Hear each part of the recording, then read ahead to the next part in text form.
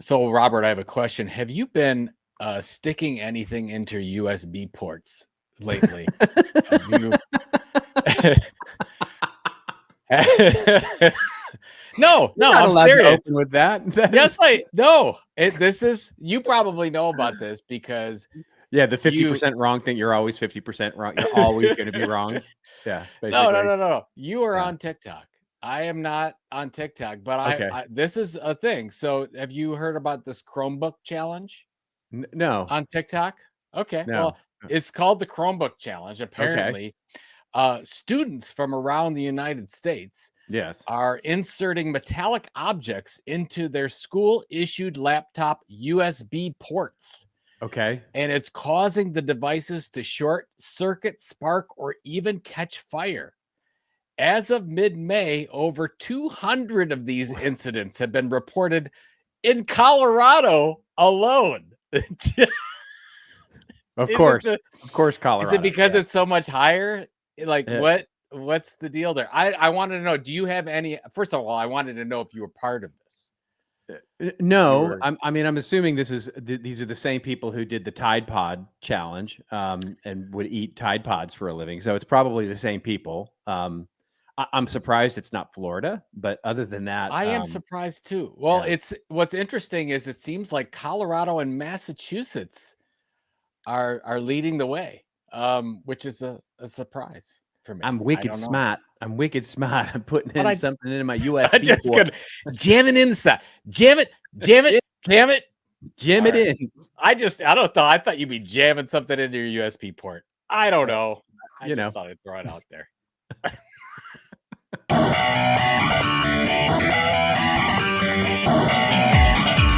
Just remember, everybody has a story to tell. Tell it well. Of this old marketing. And now, for your listening pleasure, here's Polizzi and Rose, covering the week of media, marketing, and digital content news. This old marketing. Take it away, boys.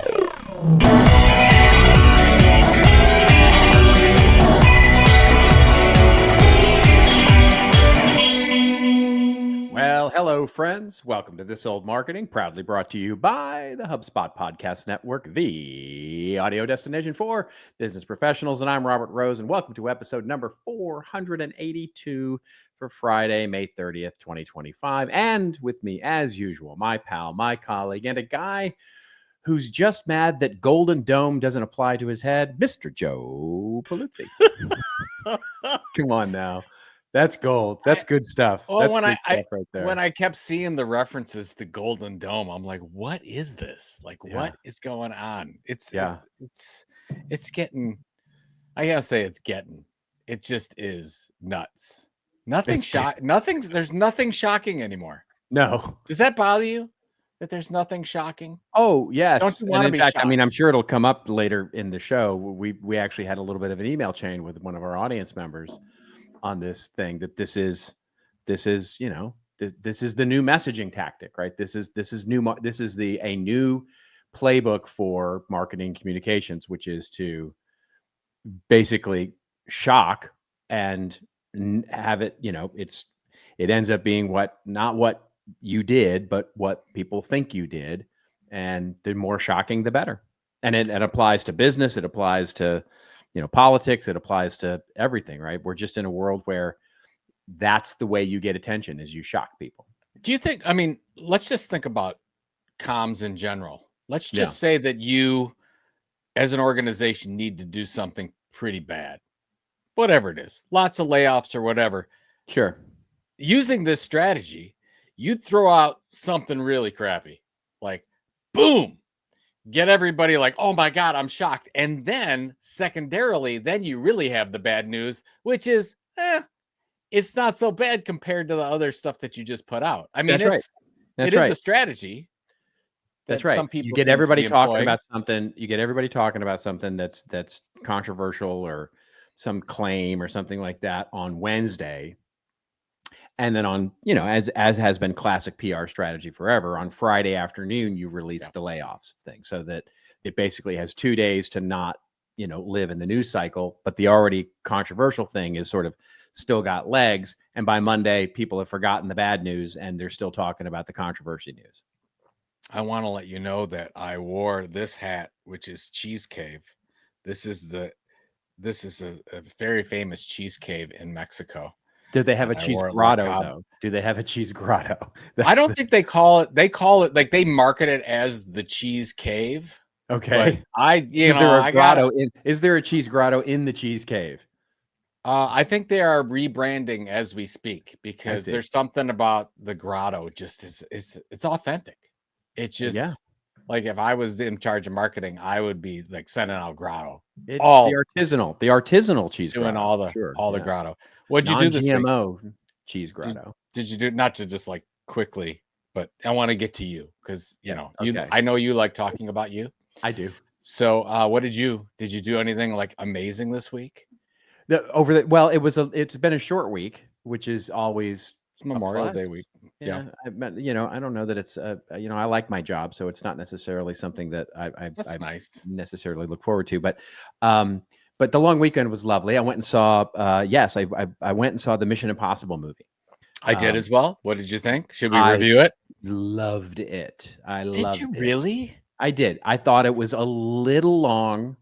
They could always cut 20 minutes out of just half of the running scenes. That's right. Yeah. So a little long, but you know what? For the last one, I've sort of had grace on that and just said, you know what? I'm going to let him chew some scenery for a while because that's the way it's going to be.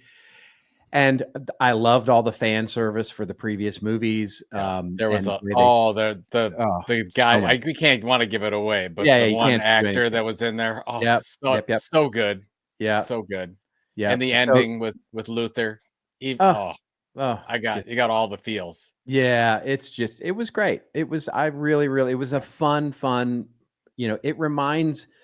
And this is, sort of in business news. We're not covering it as a story, but as business news, the stocks for theaters are boomed on Tuesday because of how great the box office was for Memorial Day weekend. It was the Stitch Possible effect. Is that Lilo and Stitch and Mission Impossible? Yeah. Why do they have to do that with two movies every time now? They did it with Barbenheimer, and now they got to do every time. You got to do. Is there a thing? Is it Stitch Possible a thing? Yeah. Oh yeah. Oh, I did not know that. My AMC takes off because of Stitch Possible. Blah blah blah. I'm like, come on. What? Yeah.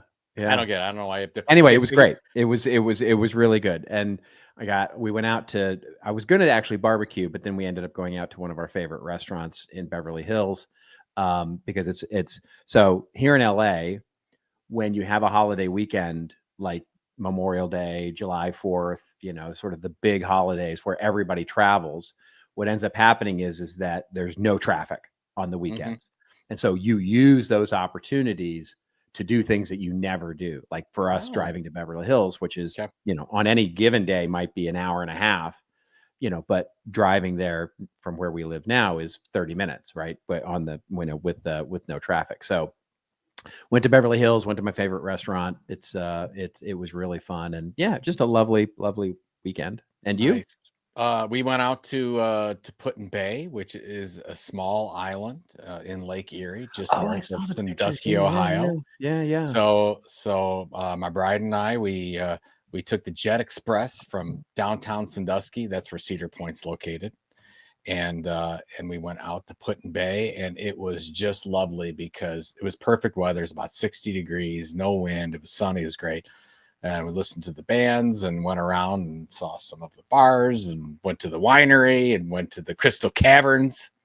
It's very exciting to see these crystals in person. So we did all the things, and it was super fun. And then on Sunday, we had about 10 people. We all went to Topgolf, and we all hit little white balls off the second floor and nice and drank. Tried not to. There was one person in our group that lost their club, and it dropped on the group below. That was not good. But this person. Do I know who that is? Do I know that person? I think I know. You would know. You would probably guess it. You would probably guess it because it's sort of You've been around him before. Yeah. He always does these kind of things. Yeah.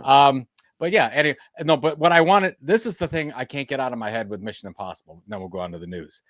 Every time I see Tom Cruise running, I picture him running toward L. Ron Hubbard, and I cannot get that out of my head. I just can't, because That's he's such a so weird- excited. That's such a weird. He's so excited because he wants to see L. Ron Hubbard. L. Ron, or maybe he's no, I get it. maybe I know he's who running. it is. Maybe he's running away. By the Yeah. way, L. Ron Hubbard's sort of the founder of Scientology. I don't know if everyone Yeah. got that, I- but yeah. maybe he's running away from L. Ron. All I could say No, yeah. is that Tom Cruise is like 62, And something oh like my God, that. those the stunts. I mean, Come I mean, on. yeah, it's like that's It's not fair. it's really not. It's really not. It's really It's not. really- He it's is really kind he's of amazing. definitely quite skilled at doing that stuff. So yeah, Sure. yeah. One of the top 5 movie star of all time. Tom Cruise. Oh, Would you say that? Yeah, easily. Easily. In it, yeah, you could have the discussion that he's definitely in the top 5. Sure. Top 1 or 2. Top Yeah. 1 or 2. Yep. Absolutely. Regardless of L. Ron. Absolutely. It's all Tom. Absolutely. All right. Absolutely. Good. Yeah, we got a that good was show. productive. We got a good show. I mean, we're going to be talking a lot about AI, and because that was really the news in the short week. We'll start with talking about Anthropic's new CEO, not new CEO, Anthropic CEO talking about a new challenge that they've had, which is what would the evil twin do? Basically, Anthropic apparently ran a simulation where its AI started to threaten users, well, for having an affair or something like that. So they're basically saying, don't stop us or I'll anyway, we'll get into that.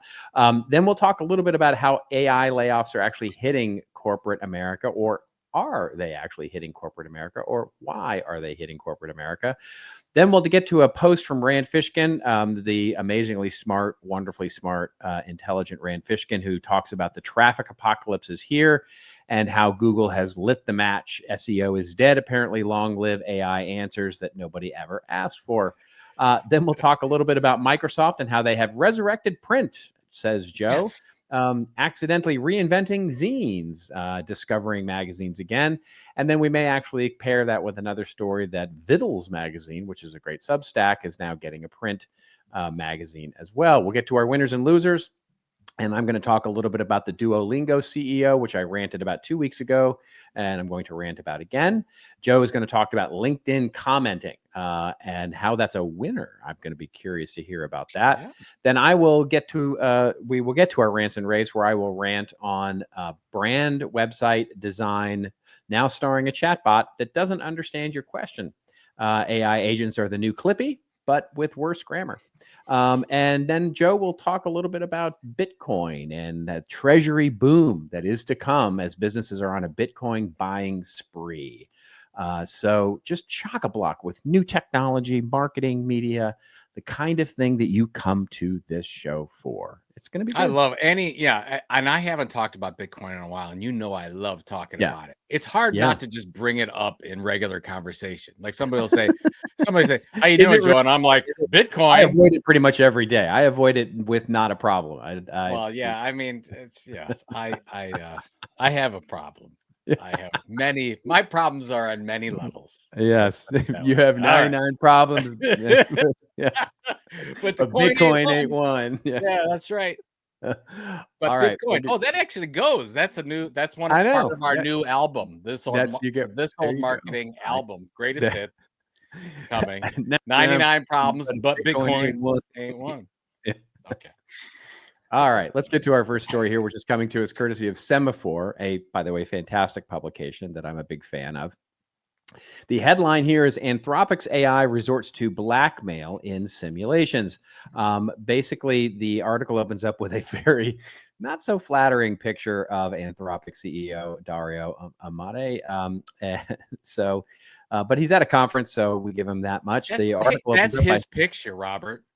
That's just his picture. It's not flattering or not flattering. That's just how he's him. Yeah.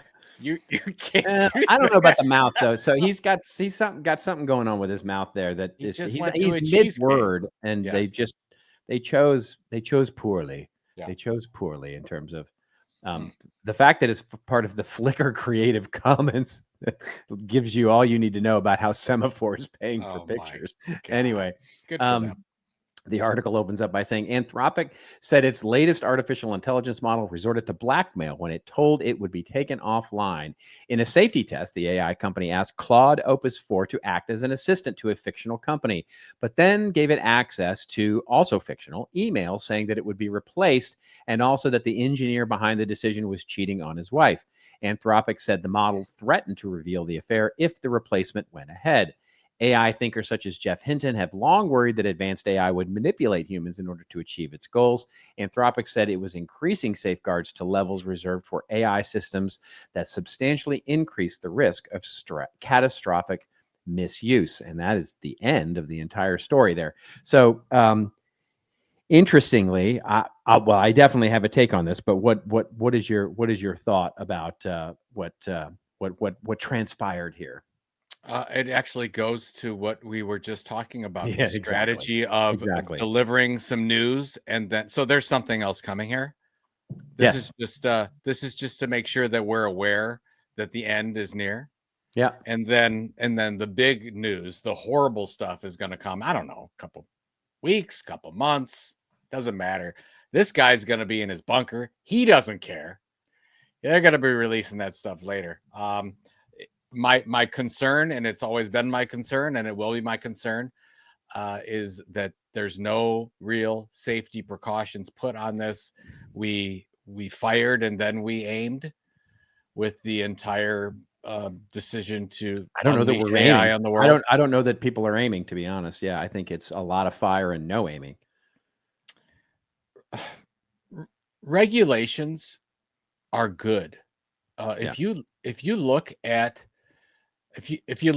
the internet regulation, just take AI out for a second. Let's just talk about what happened with the internet. If you look at any of the stuff and we've talked about all the social media stuff till we're blue in the face, right? Those countries that put some more regulations on social media and internet usage are doing much better than we are. Like, our kids are more depressed, more anxious, all sorts of issues that are suicides are up. The stats are just horrible. A lot of that, not directly, but a lot of that has to do with time online. You don't see that happening in some of these other countries with strict regulations. So here we go again, United States, doing the same thing. And, I mean, I grew up Republican. I thought all regulations were bad. They're not. There's some regulations that are needed. Yeah. And I wish some would have put on this, and you can't put the genie back in. I wish I had something constructive to say. Maybe you do. Maybe you have something constructive. The point about why I think this was released was the first part. Was there's a lot more of this coming. It's going to get a lot scarier, and we have to prepare ourselves for it. And this is part of it. Yeah. This is. I mean, like, as we were talking about at the top of the show, this is the new marketing and comms playbook, right? Which is to, there is nothing now needed more by OpenAI, Anthropic, Google, all of those that are sort of running these frontier models and trying as best they can, what it tells you in so many ways, and this is the discussion we were having over email with one of our lovely audience members, is that this tells you that development is slowing down. Because when you've got slowing development in the world of AI, they need something to hit the headlines to basically say, no, it's getting better and better, faster and faster and faster. So it would not surprise me at all. I mean, the fact that they, ran this quote unquote simulation, and they knew this. I mean, look, whether it's true or not, I don't know. Like, whether it actually a lot of coverage did this or though. not. Yeah. But did it actually happen, or did they force it to happen? Right. And it's like, I think they wanted a weird outcome. Yeah. They wanted a weird outcome. Oh, right? Let's they wanted see, a weird and then outcome we can that release it. Exactly. That highlights the power of AI to make it, the corporate comms sort of brand messaging here is virtue signaling to say, we've got something really powerful here waiting behind the wings, and we're taking care of it for you. So we're actually on it. We're doing things, right? So we're actually, and it gets to our, it'll get to our next story here, where we're going to talk about in a second with regard to AI layoffs, because Anthropic plays there as well. But the whole point of this is marketing. This is marketing disguised as safety. And this is all about creating the perception that there is development happening at a rapid pace, modernization, big scary things are coming. You better be aware of it. You better get into it. You better adopt it, because we're the ones that are going to take care of you. So it's very much a trying to establish yourself as a safe, trusted place, by using the sense of there's a villain here, right? Which is the genie getting out of the bottle, and we're going to keep the genie in the bottle. And as long as we can keep the genie in the bottle, then basically we're going to be the ones that you should trust to have this powerful new ability to grant wishes. So that's all this is. And the sooner we start seeing through all of these, the better off we're going to be. Well, we probably won't, but you talked about this last week with OpenAI's acquisition. Johnny Ive, and the announcement that they're going to, sometime in the future, exactly, sometime before the Mars landing, OpenAI is going to launch a series of wearables, and it's going to be the third device, and we're going to go to the moon, and before the end of the decade. And by the way, the whole $6.5 billion acquisition, blah blah blah, that's all bullshit too, because OpenAI already owned 23% of it. Exactly. They already owned him, right? And they were already working together. They've been working together for years. This is literally the equivalent of when Musk basically gave X and Grok sort of the ownership of Twitter, or the other way around, or whatever you wanted to, say. It's basically shuffling cups on the table with the ball underneath, right? That's all that was. And so, hey, how do we make a little documentary about, kind of a creepy documentary at that, about all of this and what the potentials are. And that is something that can step on the news of, Google I/O's event, right? So it's like PR and comms playbook, right? There you go. Just pet peeve was some of the, I go on Facebook once a day just to see what people are doing. And there's a couple of our friends, acquaintances that we have, that they're making they're making these Google videos with their new video platform. They're like, agencies are dead. Look what I made with this prompt. Yeah, I'm so tired of that crap. Tired of it. There's a great one, by the way, on that I almost put into the show notes for us. And you can look it up. The Wall Street Journal actually did made a quote unquote, the headline is like, we made a movie or something like that. And this awesome reporter from the Wall Street Journal made a movie out using Google Veo, the new release. And, it's as good and bad as you would expect it to be. But basically the whole point is that it took a lot of time and it's not that good. And basically at the end, she shows all the bloopers, like all the weird, like just odd things that came out of it, right? You don't see all of that usually when these people post, right? You don't see the awful weird, lips that it put on a human or something like that, but she posts all the bloopers, and it's fantastic. It's a fantastic piece, but it sort of illustrates what you're talking about. Very good. No, so we should just expect more of these to come. That's because theoretically development is slowing down, at least the news cycle of it. So you'll see more of these types of events to make sure that the CEOs of all these companies are let you validating. Let you know that great things are happening, and we need to keep our market capitalizations as high as possible. Exactly. Validation of the market cap. That's all this is. That's all this is. Well, on that note, let's talk a little bit about our AI layoffs hitting the corporate land.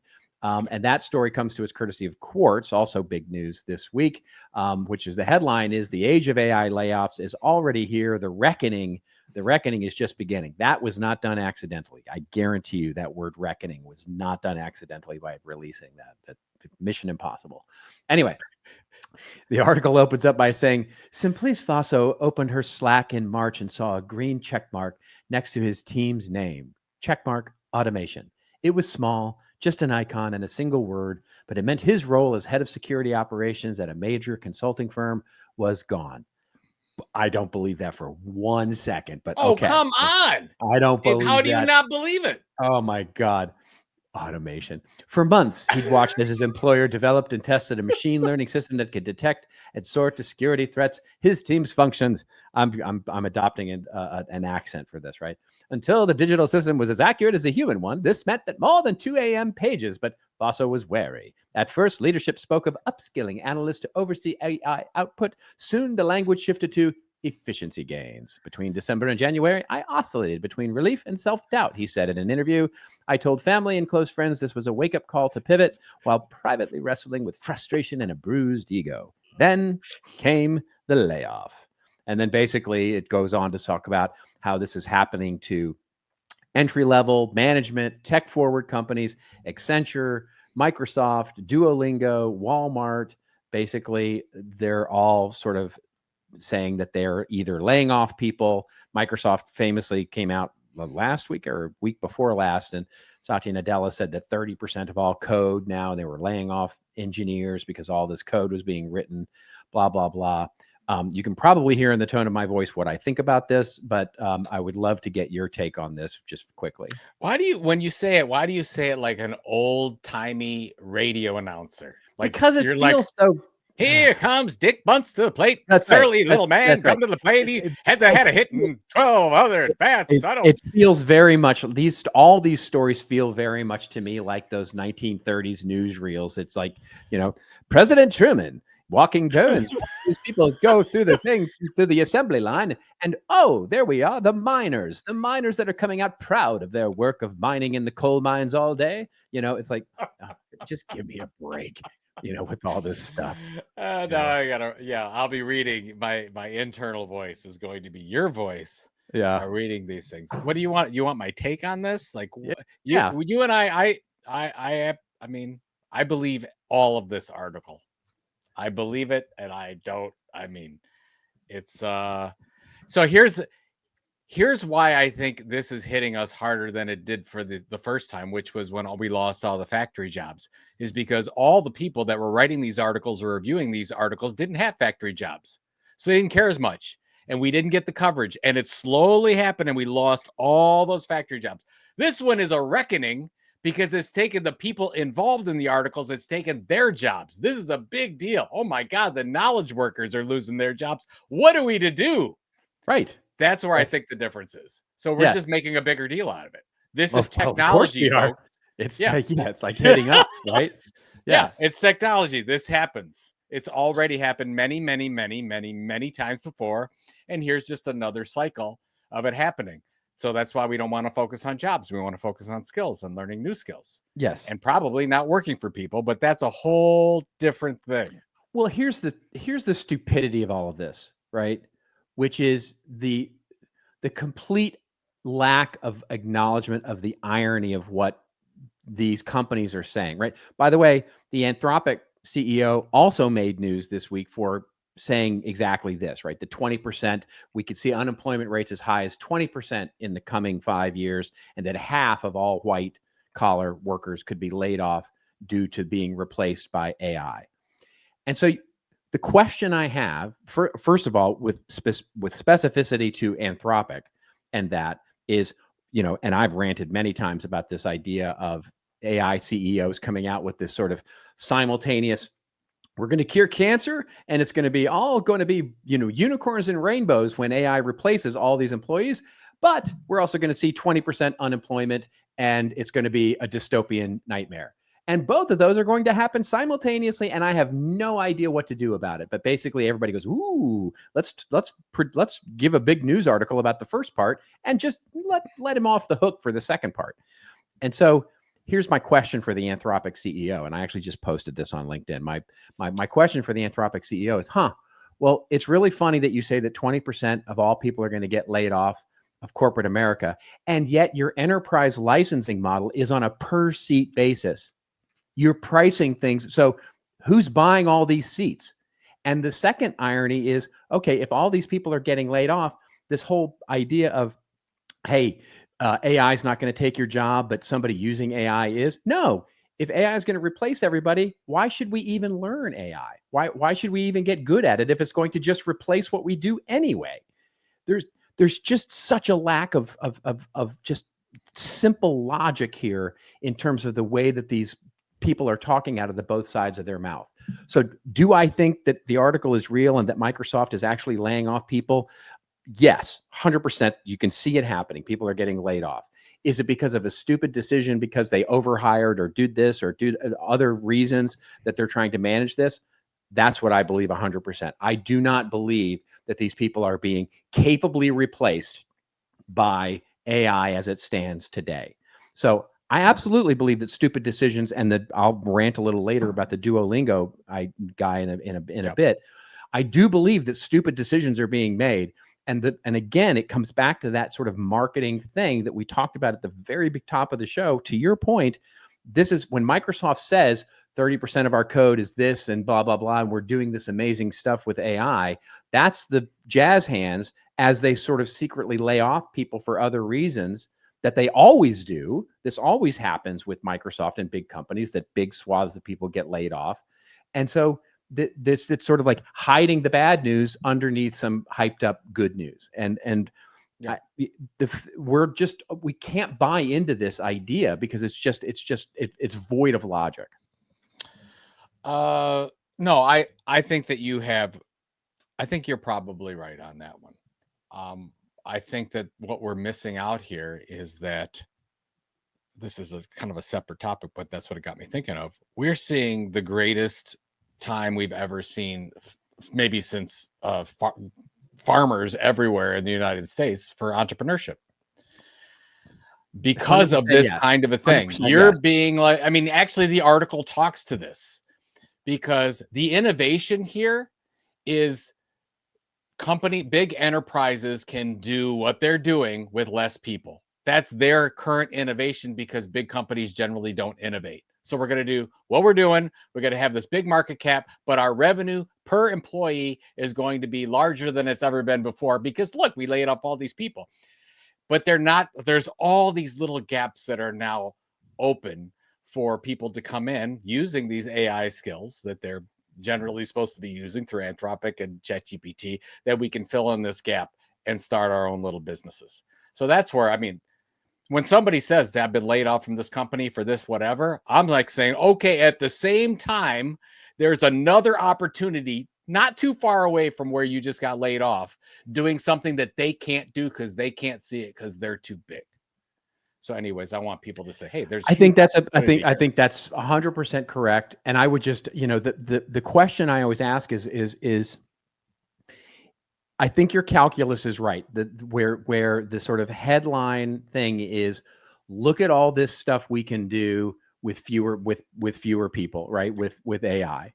And my corollary question is to say, well, okay, well then just imagine what you could do with AI with the same or more people, right? If AI is this amazing productivity tool for humans, why wouldn't there be exponential gains to be had by having more or the same number of humans? That'll happen in the next cycle.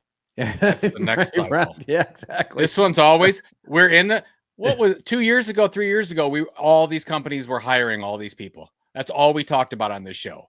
And then now we're going down to the bottom, and now they're all laying off. And then in a year and a half, they're all going to be adding, and they're going, what you just said, they're going to say. That's a great point. No, that's a great point, actually. That's going to happen, but we're not there yet, because this is a very uncertain, we're in uncertain times, Robert. That's a great point. That's actually a really good point. I tip my hat to you, sir. Well, we're both right. We're both right, as we always are, which is fun, because nobody's here to say we're wrong. That's right. Well, and on that note, while we're both in violent agreement with each other, let's pay a couple of bills. Let's do that.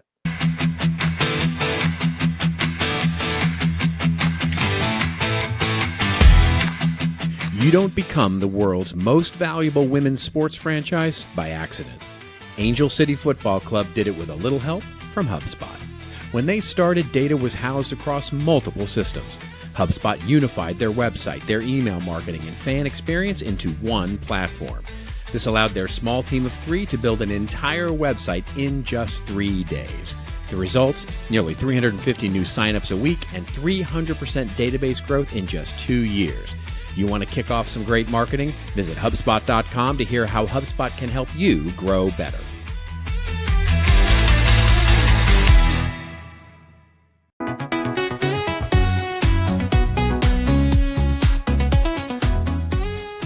Am I talking too loud? Wait a minute. That's a cool podcast you should listen to. That's right, Talking Too Loud, hosted by Chris Savage and brought to you by the HubSpot Podcast Network. In this podcast, Chris Savage, Wistia's CEO and loudest talker, takes you inside the minds of entrepreneurs as they share a hilarious and informative and most challenging aspects of building more human brands. A recent episode featured the founders of Cast Magic, a company leveraging AI to reimagine content workflows. It's wonderfully loud. You can follow Talking Too Loud wherever you follow your favorite podcasts.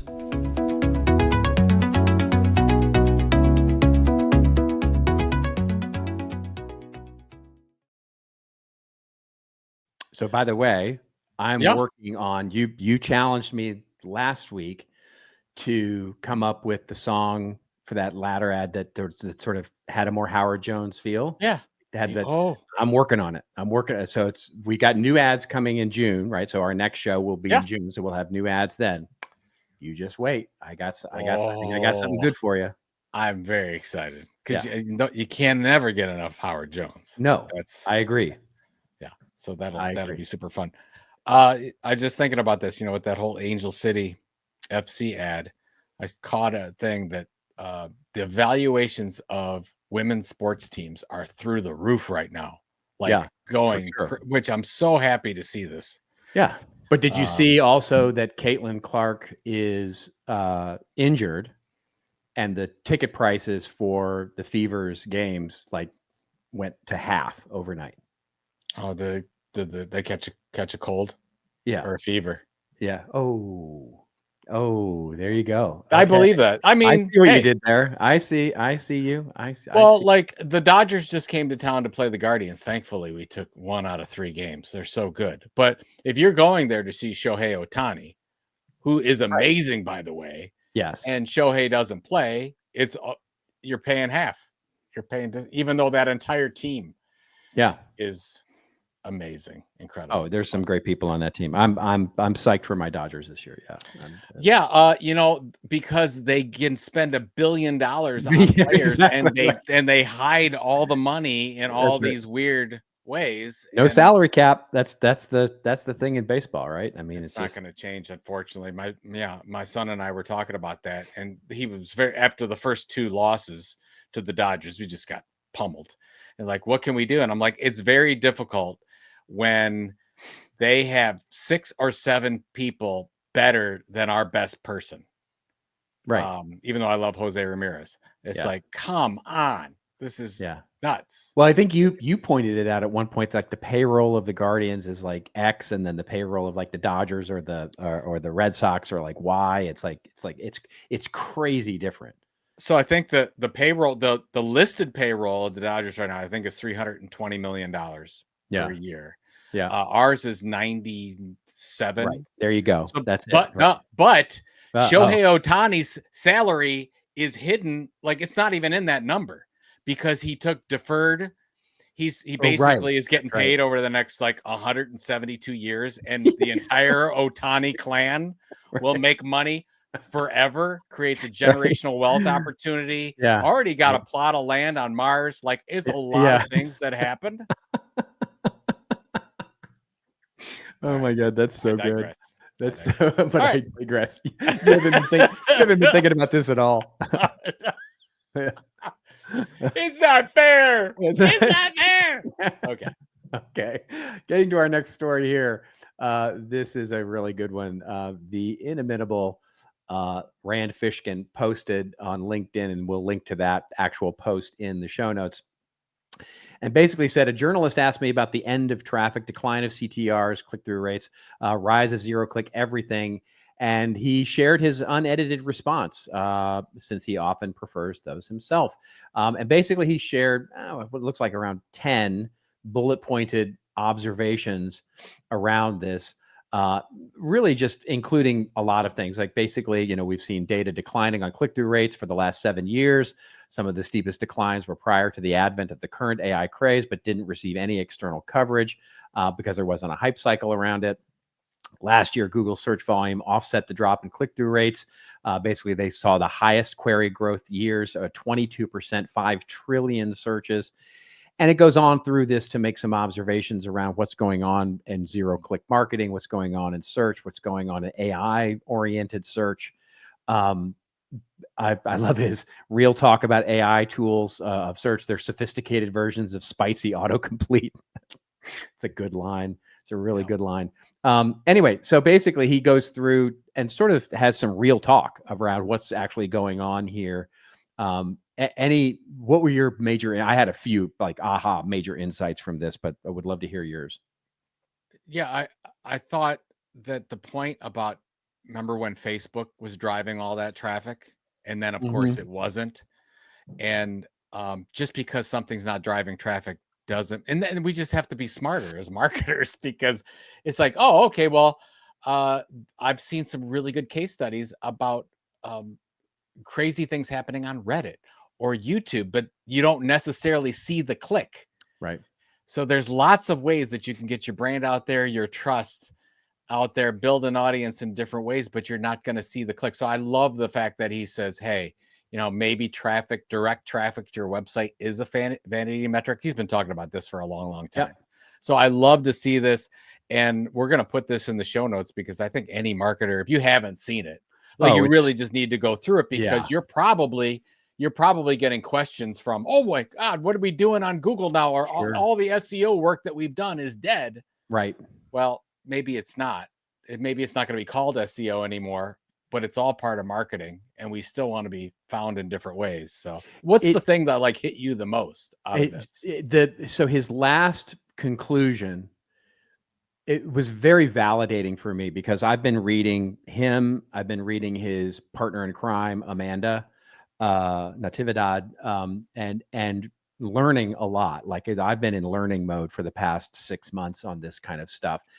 And his last point, which is to be effective, digital marketing needs to go back to the 20th century, nudge people to know, like, trust, and remember your brand through smart messaging, positioning, and channel choices, measure based on experimentation and lift, not attribution modeling, which it so succinctly says, what takes me much longer to explain. But basically what I've been talking to my clients about is really the idea that footprint is the new reach. Right. So basically you've got to increase your footprint everywhere.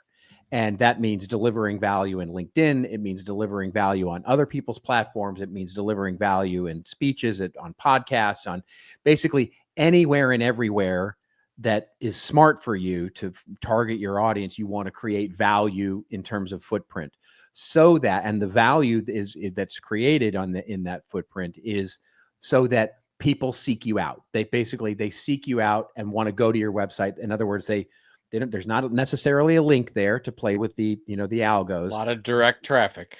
Correct. So you're getting a lot of who is this guy and what is they're talking about, so that they search me out, right? So that they search out my website. Then the key is, okay, what are you doing with your actual website? You're not repeating the footprint. You're creating whatever that next step is for them, whatever that conversion or transaction is there, right? So you're rolling out the red carpet and maybe a little bit of a velvet rope to create a bit of exclusivity and scarcity, digital scarcity, for stuff that you can't get in the footprint. In other words, you have to up your level of value even more behind the velvet rope, so that people want to either engage with your newsletter or engage with you, personally, want to set up a meeting with you, want to convert in your e-commerce store, want to, sign up for a trial, whatever those things are. The function, the sort of content function of your ultimate website, your sphere of influence, if you will, really changes. And I think that sort of shift is tough for a lot of marketers that spent so much time building big blogs, big resource information with lots of PDFs and lots of, things on their website that sort of created that initial value footprint based on search, But now you've got to create that knowledge, that, that education, that engagement, that entertainment, that footprint everywhere else. And then your homepage, your website has to become something more transactional, something more where you're pulling people into wanting to have that valuable conversation with you. And it's just he says it in 2 sentences, what took me sort of 4 paragraphs to mention, but I think it's such a valuable lesson for us right now. It's more things like when I see the benefits when we launched our research program back in 08 and 09, where that was covered so many different places and we had the resources on our website. Yeah. And if you look at, and I don't know if you do it, but you just do random queries into ChatGPT or Claude just to see where are they getting it? Where are they citing? I love the new research capabilities where I can see where they're citing and why they're citing it. That's a lot of that is the same type of thinking that we had 15 years ago, just about putting out something that positions you as a leading expert in something. Other people want to talk about that, and then being able to build that relationship with customers directly ongoing. That is such an important point that you just made, because that is where the elevation of brand marketing is such an important piece these days. Because if you are the trusted source of an interesting thing, whatever that interesting thing is, basically you're going to get cited. And B, the citation itself is going to be in a different category, because if you think about it, one of the things that happens in those deep research queries and prompts is that it says basically, what level of citation would you like? Would you like academic? Would you like, practitioners in the business? Would you like, everything? And if you're just seen as sort of, Joe Doe's blog, then you're probably not going to get cited. But if you're seen as a trusted resource, a consistent trusted resource of interesting things, you're much more likely to get cited in those situations, and therefore be, the new version of sought out or found. Yep, absolutely. So it does make a case for, hey, what do we want to position ourselves around? And has anybody done some real in-depth research around this thing? Is Because anybody it out does. Anyways, there? great piece by Great Rand. piece. We've given him enough compliments, though. You've called him a lot of really, like, the impressive, the amazing. Like, you really. I'm just hoping one day he notices and actually says hi. He doesn't listen. I don't think he listens to this. I think he's too, like, he's definitely not a listener. He would have to dumb himself down to such Yeah. a point. Like, we tend to do that. The dumber. He'd have to be willing to enter the dummery.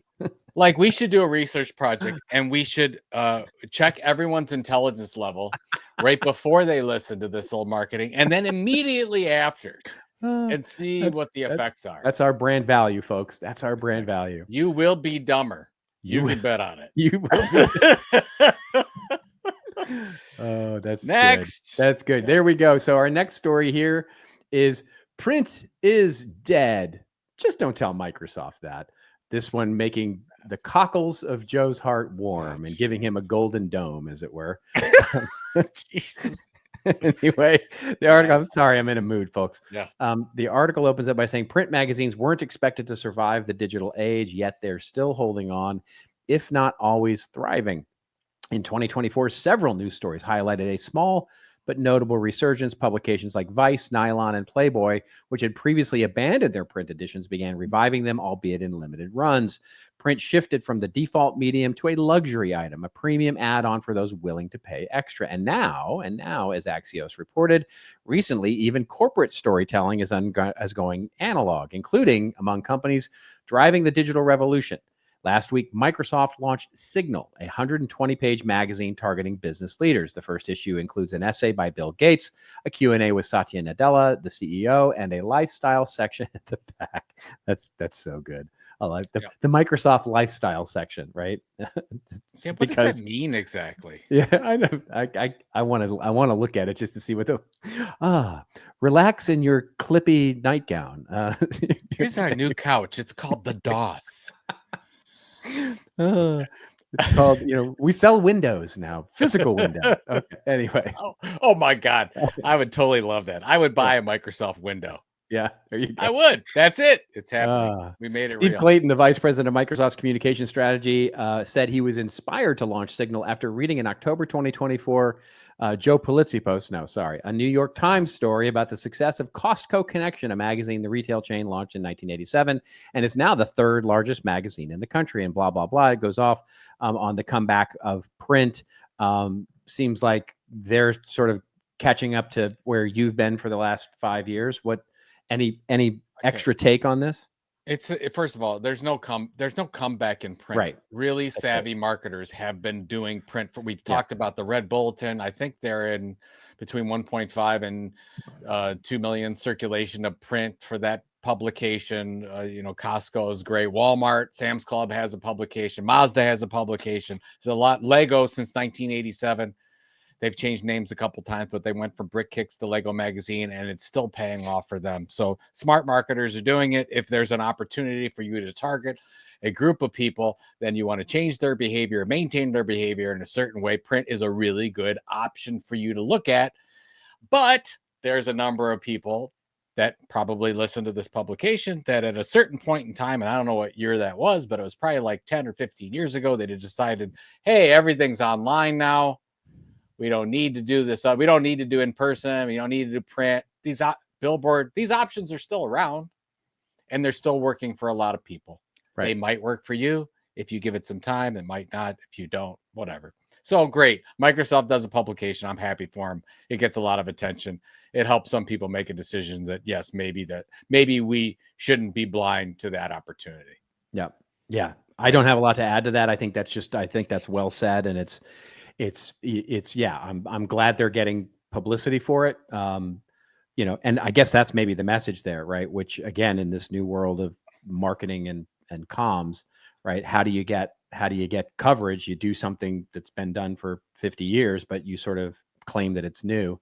And good for them for getting a good press release out and getting some coverage here on a print magazine. But like you said, it's nothing new.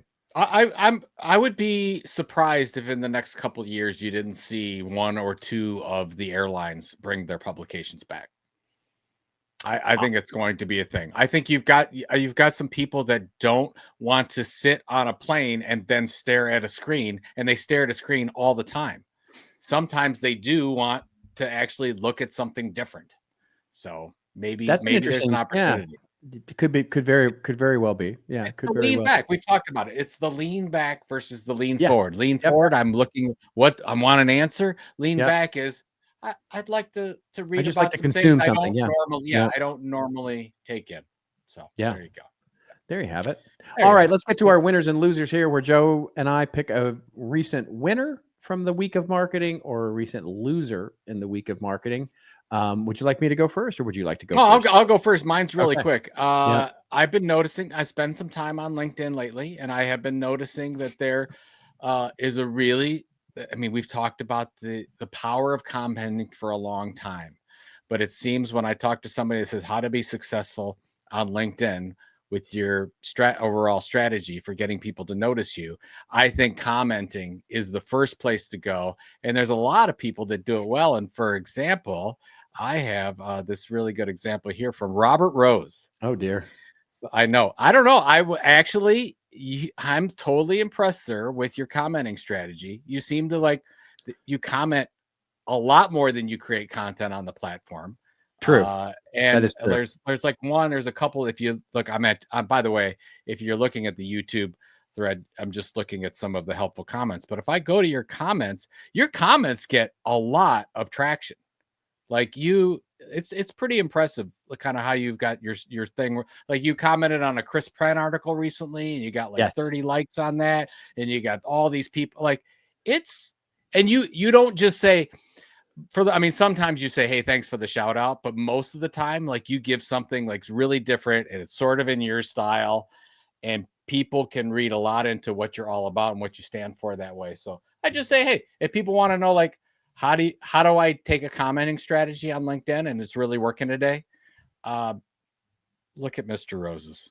Well, that's very nice of you to say. And thank you for noticing, because it is actually I think about it. And, and I will tell you honestly, the rationale is I often am, my thinking is that rather than sort of post sort of some, which I see a lot of people doing, just posting these sort of randomly long pieces that are sort of blog posts dressed up as LinkedIn posts, and purposely designed to try and get a lot of comments. And in some cases they do for some people, and in some cases they don't for some people. And rather, I think I want to, and I mean this earnestly, I want to recognize where there is real insight happening, right? And more often than not, that's not me, with people who really bring something interesting to bear. And then I usually have something to say for it. So that's where I'm going to say it. And I just want to, one of my other is to recognize great work. Like I'm such a passionate believer in recognition of good thinking and good work. So in many ways, all I'm really trying to do is surface and raise the bar on the good thinking there, right, as opposed to the sort of spammy crap that you see so much of on LinkedIn. Well, kudos to you. And I don't know how long this is going to last, but LinkedIn is kind of the last bastion for commenting works. Yes, that's right. Like besides, because most of these platforms are just, hey, TikTok and YouTube. I'm just engaging, right? I'm just engaging. That's right. You're consuming media, right? Yeah. You actually can say, you can still say, well, where's your audience hanging out? Are you following these 20 people? You follow a couple big names. You follow a lot that are sort of in the middle that are making their strides, and you pay attention. Yeah, pay attention. So there you go. I like it. Well, thank you for that. That's lovely. That's lovely. All right. My loser this week is Duolingo, and specifically the Duolingo CEO. And we'll link to a Fortune article, which also has the perfect picture of the Duolingo CEO that matches my sort of loser feel here. Basically, so I ranted 2 weeks ago on this show about him talking about, when that memo, quote unquote, got leaked. Again, see above, where we talked about all the marketing strategy, where he basically said, we're going to become, quote unquote, AI first, and people are going to have to justify new hires with, how it can't be replaced with an AI, and you're going to be measured on your use of AI and all that kind of stuff. And we're going to be looking at replacing, people with AI and all that. And now he's walking all that back because guess what? It kind of didn't go well for him. He had a lot of internal pushback from his employees. He obviously got a lot of social media pressure from those comments, including, yours truly. And basically he's walking those things back saying, no, it's not about replacing people. It's all about productivity. It's all about basically helping our people become more productive with AI and not replacing people. So basically the world sort of either instinctively or explicitly understood the total irony of basically saying, hey, you have to justify any new hire with why it can't be replaced with an AI, and basically made the leap to, well, how do I justify my existence? That's right. If that's true. And so what's the end game here? Well, it's to replace me. Well, maybe I should just leave now, kind of thing. And find, and basically let AI replace me. So I go find another job. And then of course, the reality starts to sink in. It's like, no, we don't want you to leave. We want, we're not looking for you to leave. So that whole idea is just evident here. But this becomes sort of, and this is the reason I'm picking it out as a loser, is because this is the implication of some of the, this is the other side of the coin of when you do that sort of new marketing and comms playbook. This is often what you're going to have to do, is walk a lot of that stuff back after the backlash or the implications of what you actually just said without thinking it through. And we've talked so much about, if you're have purpose-driven marketing, or if you're trying to take a position on a particular issue, or if you're going to basically try and go out with some sort of purpose-driven mission around your content, your thought leadership, your brand, you better believe it.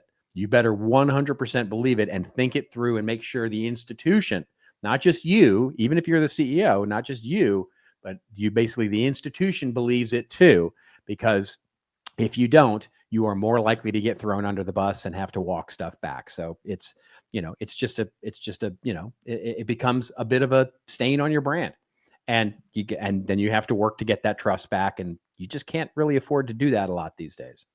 And I wish they would all just say, look, so who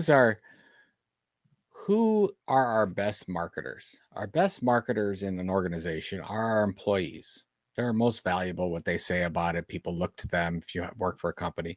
And I would, before they make some of these large, profound statements, I wish they would say, how is this going to affect our most vital group of stakeholders? That's right. Like, what are they going to think and talk about and whatever? And the second thing I think about is, do you, and this is a question I have because I don't know the answer, but do you think a company like a Duolingo or a Babbel that basically teach people how to, learn a language, do you think that that's going to go down with the advent of, being a device in my ear and I'll be able to understand somebody else? Do you think people are less likely to learn another language?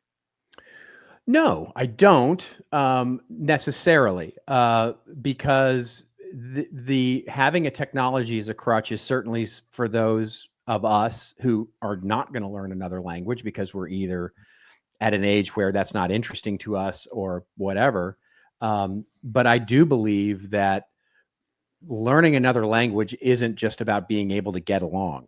The reason that the motivation behind, and I'll do this as an example. My wife is learning Spanish, and it's not so that she can get along when she's traveling to Mexico, which she does maybe once or twice a year, or because she's trying to, have more meaningful conversations with people in Spanish. It's because she really wants to better herself and learn another language.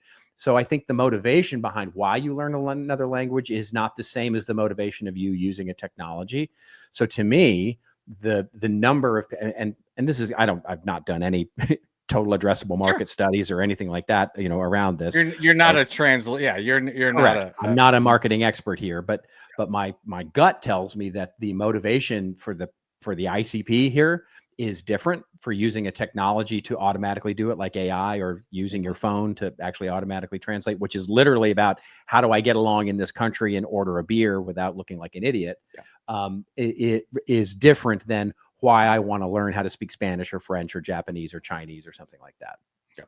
So I just was curious. By the way, when you learn another language, it's really good for the brain. And, yes. Like if you're concerned, true. if you're concerned in any way about the degradation of your brain network, learning a language or you're all into the an instrument or singing days, or things like that, definitely. Yeah. So there. Yeah, you're into the neuroplasticity these days. I know that. Man, I'm all about the brain health. Yeah. Brain health, body health is all that good stuff. So speaking of brain health, now let's get to our rants and raves, where Joe and I go off on a little bit of a rant or a little bit of a rave that makes us feel like we have a golden dome, or makes us feel like Canada, which we can get in for the low price of $61 billion. So did you see that he's offering up Canada to become the 51st state? And his deal is basically, you can come in our QVC special for Golden Dome, or you're going to have to pay. Oh God, it's so dumb. We're seeing, especially because we're so close to Toronto and the Canadian border, we're seeing a lot of billboards in Cleveland, Ohio, because it says the one that I saw the other day was $1 equals $1.36 in Canada or something like that. It's like, come enjoy yourself, we're on sale, or something like that. Just having a good time with it. There it is. All right. So let's see. You got a rant or a rave, or what? I got just a commentary. I'll go ahead. I'll put this article up here. There's many articles. This is one from Morning Brew. Businesses are on a Bitcoin buying spree, and basically, it's just interesting to see how many companies out there are using parts of their treasury or the cash that they have as part of their enterprise, and they are putting that money, instead of the regular outlets, cash and maybe even the stock market on occasion, or bonds, they're putting that into Bitcoin. And there seems to be like a little run. It's having its moment here. the first company to actually really get into the space was Michael Saylor's MicroStrategy, which is now called Strategy. And they basically transformed their entire company into a business intelligence company to a Bitcoin treasury company. And that's literally what they do now. They own, I think it's 580,000 Bitcoin worth almost $100 billion. Like, wow. and what's interesting, so when I first heard that they were doing, and by the way, just so most everyone knows this, but I became interested in Bitcoin in 2016. So this is almost 10 years. I've been orange pilled for the ride here. And I love seeing this, but Michael Saylor was the first like company CEO that really seemed to get behind it in the year 2000. And he started to say, look, instead of putting my excess cash into dollars that are being inflated as we speak, and they're worth less every day, I want to put it in something that's going to be worth more and more and more and outperform everything else. And he started into doing that into Bitcoin. And now his company's stock has, I think since 2000, gone up something like 3,000% or more. It's like, it's the best performing stock in the S&P over the last 5 years. But they're basically a Bitcoin reserve now. They're not Bitcoin reserve. They're a Bitcoin reserve. So Yeah. it's worked for them. And now you see a lot of other companies doing it. Square's been dabbling in it. Of course, we talked about Tesla years ago. But GameStop just made a big purchase. 500 million. Yeah. 500 million. And then Trump Media is putting at least putting aside $2.5 billion for this. It's just interesting to see. Right now, it's a big part of marketing, because when you say you're going to do this, your stock generally gets a bump. This is a short-term thing. Yeah. It's not going to happen over a long period of time. I think what you're seeing right now is this is actually becoming a thing because of the fact, especially in the United States, where it looks like if this budget goes through and everything happens, we are going to be printing a lot more money. Yeah. Because the deficit's going to be into the multiple trillions, and it's kind of sad. So basically what's happening is that if you own stocks, if you own real estate, those will be worth more dollars, because every dollar is going to be worth less because there's more in circulation. That's sort of how it works. Bitcoin works the same way, but better, because there's a cap on Bitcoin. There's never going to be any more than 21 million Bitcoin, and it's known as hard money versus the US dollar, which is weak money. So the more this had just letting everything, public service announcement, the more we print dollars, the more these other things will be worth more dollars, because the dollar is worth less. Yeah. So you're seeing this really start to happen right now. And right now it's about marketing, but long term, you're seeing the transformation from gold and some of these other formerly hard assets into digital gold, which can be transported. There's a lot of benefits of transported and more secure and those types of things. So there you go. Yeah. Anyways. No, that's good stuff. That's good stuff. I was just looking while you were talking, up 11% in the last 6 months. I mean, it's crazy now. It's 106, 106. Bitcoin? Yeah. Yeah. Bitcoin. Yeah. Bitcoin was the top performer in the last year, up 61% year over year. It's been up this year versus most things down.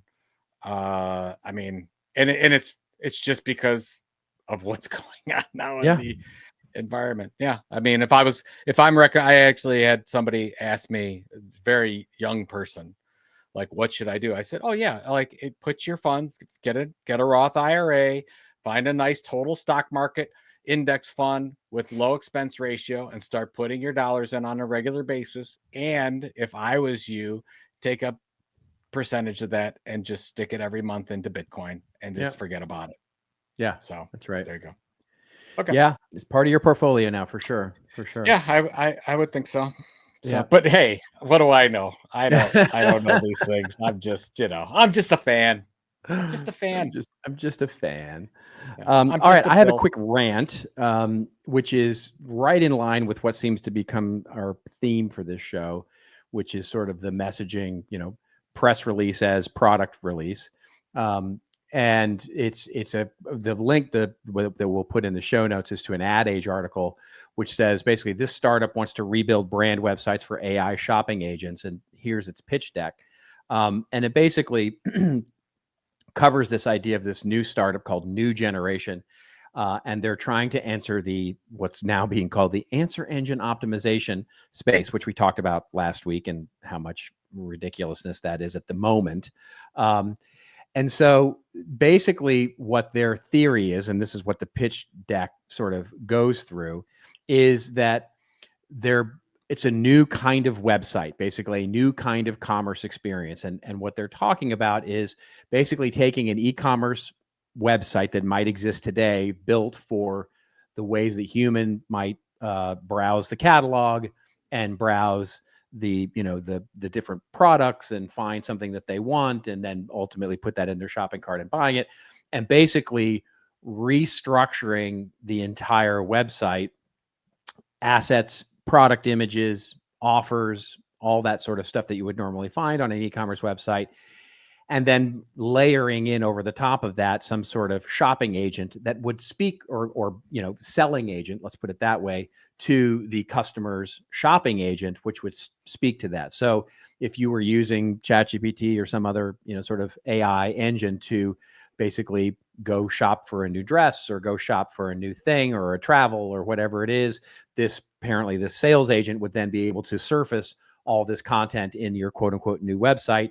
And it's basically going to, help you with this new structured, and this is the new design that you need to do at a very specific URL, and basically making a sort of adjacent representation of your new website. And it's one of those things where it's like, it's it's a little bit like the blue dot on the canvas as an art piece. It's like you go, oh, I could totally do that, but I didn't do that. Like, okay, I got to appreciate the offer here, right? The sort of the pitch deck, because I know it's going to work. Like, they're going to get new customers that actually do this. But the silliness of this is having come from the world of website design, having come from the world of content management, having come from the world of, it's like, if your e-commerce site right now isn't structured content in a database where you could literally just put a search query over the top of it, then you need to rethink your e-commerce website. But most commerce websites, whether you're on Shopify or whether you're on some sort of, have the ability, there's headless CMS, there's all sorts of things that have come along in the last 10 years that have made, structured e-commerce websites that much more structured, et cetera. For most companies, the real job here is literally to put a smart, if you want to do this, it would literally just be removing or basically having a different version of your database available to a smart chatbot that can surface up all your product images, that can surface up the thing and serve it out to a chatbot. As it's you, in other words, you already have this. Probably you already, this, you do not need to go through a multi-million-dollar website redesign in order to do this for your particular idea. So is there any urgency to do this? There is not, because for most, not I'm not gonna say for everybody, but for most, this is something that you probably already have the capability to do.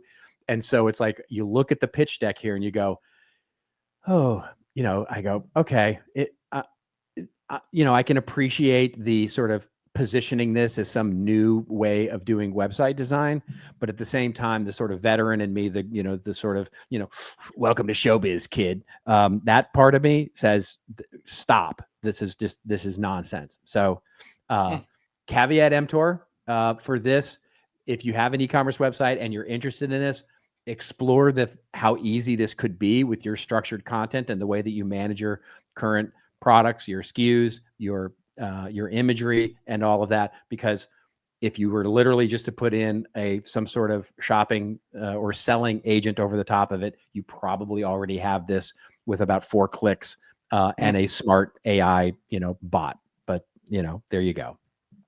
Yeah, but this example from Ad Age, it says our super soft yoga sets are designed with hot yoga in mind. That's a great example. I mean, come on.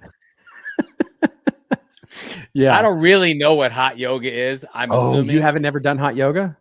I've done peaceful yoga, which I'm assuming is not like. No, hot yoga is very. I don't know. Hot yoga is basically yoga, and usually pretty strenuous yoga. But you do it in a room that's like 95 degrees. So you Oh, no, sweat. I don't do that. No. Yeah. You I sweat. I do cool downward dog. Yeah. There you go. So you sweat like that. And it was basically, it was by the way, born here in Los Angeles, the hot yoga. Really? The hot yoga Of trend was course born it here in is. Los Angeles with a very specific yoga master who used to teach it in all these classes, and it became like the hot thing for celebrities. And it's now, so you're hot yoga. I think I did deputy dog yoga is what is the one Deputy yoga I dog did. yoga. That's it. That's what I did. All right. Yeah. That's you know. So, all right. What's going on? There's got to be some sort of headline for this show, like hot yoga and clickbait or something like that. Ooh, hot yoga and AI agents. I don't know. There you go. Whatever. Clickbait, something like that. We'll figure it out. I'll put it into ChatGPT. I'll say, give me a title that Robert would hate. Yeah, there. It's like hot yoga and cheese caves. Yeah, cheese grotto. Hot grottos. Hot grottos. Anyways, they're like lava when you bite into them. This show has gone too long. Okay. Yeah. Very quickly, I have nothing going on other than work for this weekend. It was a short week, but getting just continuing work. How about you? I have the weather's finally starting to break here in Cleveland, so we're actually getting some good weather. But I am excited about two movies coming up. One is that ballerina movie, the John Wick. Yeah, John Wick. And I want to see the new Wes Anderson movie. It's getting really that good looks reviews. cute. Yeah. And I want to check that out as well. I imagine our friend Wally Koval is going, yes, right about now. Hey, I got to imagine that, every Wes Anderson movie is a little bit of a bump for accidentally Wes Anderson. Yeah, that's right. We will see. All right. That's it. All right. Well, there we go. Thank you so much, everybody, for making it this far. We hope you enjoyed the show.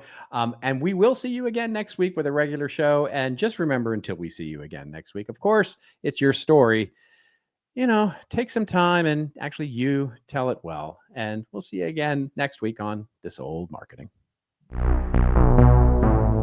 Hey, thanks a lot for making it this far in this week's episode, and thank you all for being a part of This Old Marketing. You can check out all the show notes of what we talked about today at thisoldmarketing.com, and it's also where you can leave us a review or a voicemail.